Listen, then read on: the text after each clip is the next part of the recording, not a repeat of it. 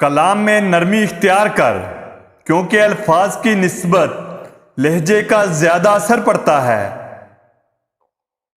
تیرا پڑوسی غریب ہے، تیرے متعلق حاجت مند ہے، تیرے پاس ضرورت سے زیادہ مال ہے اور تجھ پر زکوٰۃ واجب ہے۔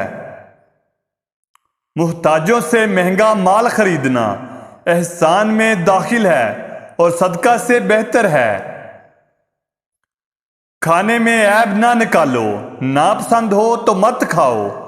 دعوت قبول کرنے میں امیر اور غریب کا فرق مت کر۔ اس پر بھی ان کو کچھ نہ دینا در حقیقت یہی معنی رکھتا ہے کہ ان کے افلاس پر خوش ہے، اور یہی ایمان کی کمزوری ہے۔ حسد کی مثال اس شخص جیسی ہے جو اپنے دشمن کو مارنے کے لیے پتھر پھینکے اور وہ دشمن کو لگنے کی بجائے اس کی اپنی دائیں آنکھ پر لگے اور آنکھ پھوٹ جائے۔ اس سے اس شخص کو غصہ آئے اور وہ پھر زور سے پتھر مارے اور وہ اسی طرح اس کی دوسری آنکھ پھوڑے، پھر پتھر مارے تو اس کا سر توڑ ڈالے۔ اسی طرح دشمن کی طرف پتھر پھینک پھینک کر آپ مجروح ہوں اور دشمن صحیح و سالم اور مخالف دیکھ دیکھ کر ہنسے۔ طالب دنیا سمندر کا پانی پینے والے کی طرح ہے، جس قدر پیتا ہے پیاس اور لگتی ہے۔ انسان کا سب سے بڑا کارنامہ یہ ہے کہ وہ اپنی دل اور زبان کو قابو میں رکھے۔ اللہ کا ہر فیصلہ عقل و عدل پر مبنی ہوتا ہے، اس لیے حرف شکایت کبھی لب پر نہ لاؤ۔ تم پردے میں وہ کام نہ کرو جو لوگوں کے سامنے نہیں کر سکتے۔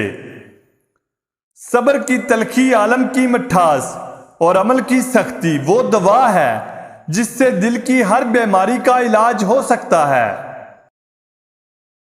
انسان اگر چاہتا ہے کہ اس کو اصول ترقی نصیب ہو، دینی دنیاوی مقاصد میں کامیابی ہو، اس کو جو غم فکر لاحق ہیں وہ دور ہوں،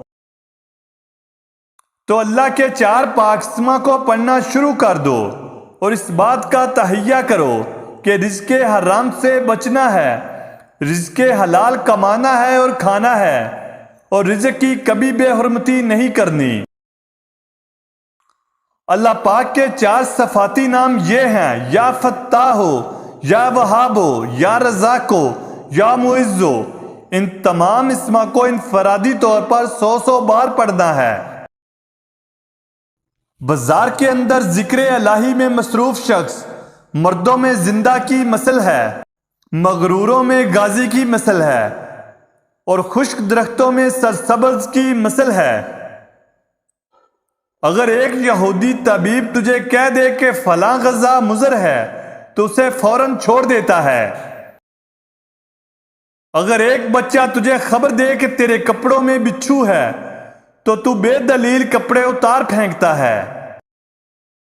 لیکن اگر پیغمبر کہے، اللہ والے کہیں کہ تیرے فلاں عمل میں آگ ہے، جہنم ہے، زقوم ہے اور ہیم ہے، تو ہزاروں دلیلیں مانگتا ہے۔ دوستو، اگر ہماری ویڈیو اچھی لگی ہو تو ہمارے چینل کو لائک اور سبسکرائب کرنا نہ بھولیں۔